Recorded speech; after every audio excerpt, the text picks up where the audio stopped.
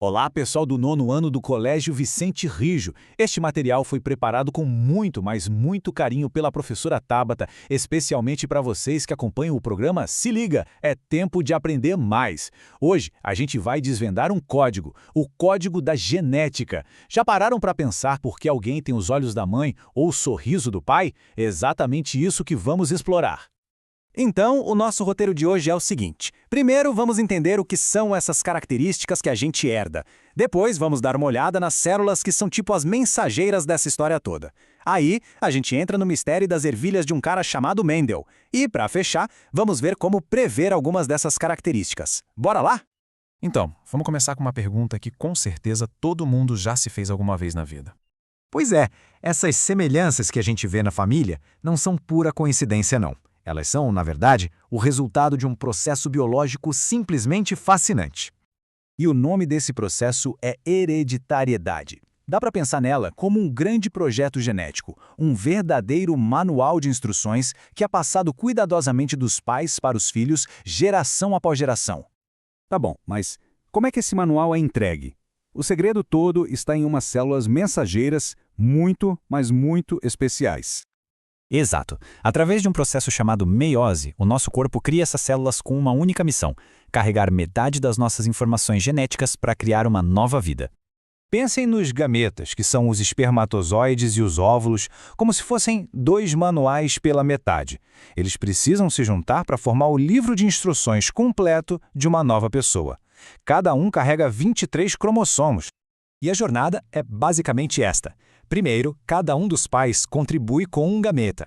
Depois, na fecundação, esses dois gametas se fundem. E, pronto, um novo indivíduo se forma, agora com um conjunto completo, 46 cromossomos, e com uma mistura única de características dos dois. Mas olha, por séculos, ninguém fazia ideia de como isso funcionava. Era um baita mistério.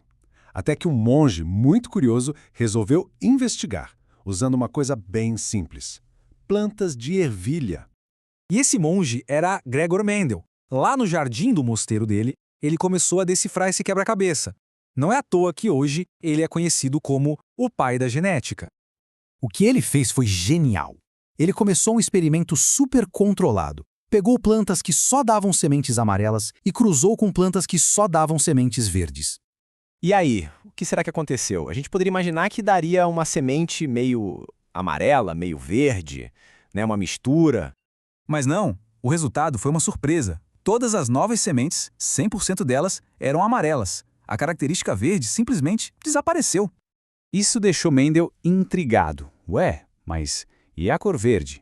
Sumiu para sempre? Para descobrir, ele deu o próximo passo. Deixou essa nova geração de plantas de sementes amarelas se autopolinizar. E foi o resultado dessa segunda geração que revelou as regras do jogo, as regras fundamentais da herança genética que a gente estuda até hoje. Olha só que incrível! A característica verde reapareceu, e não de qualquer jeito, mas numa proporção matemática bem previsível. 3 sementes amarelas para cada uma semente verde. Isso provou que a característica nunca tinha sumido, ela só estava escondida.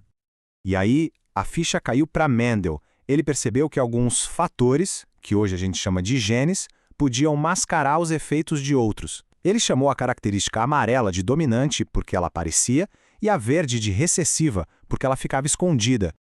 E o mais legal de tudo isso é que esses mesmos princípios das ervilhas valem para a gente, para as características humanas. Com isso, a gente consegue até prever a probabilidade de herdar certos traços. Vamos pegar um exemplo bem comum: a capacidade de enrolar a língua. Ela é determinada por um gene dominante, que vamos chamar de C maiúsculo para a capacidade de enrolar, e um gene recessivo, o C minúsculo, para quem não consegue. Para visualizar as possibilidades, a gente usa uma ferramenta muito útil chamada quadrado de Punnett.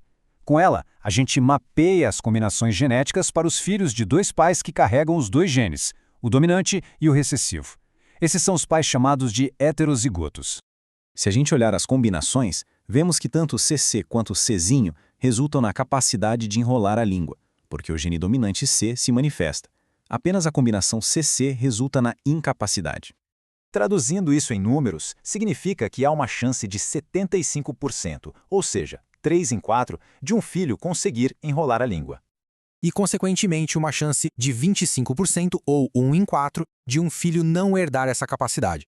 Parem para pensar. Se a gente consegue prever algo como enrolar a língua, imaginem o que mais a genética pode nos ajudar a entender sobre a nossa saúde, sobre doenças e sobre quem nós somos.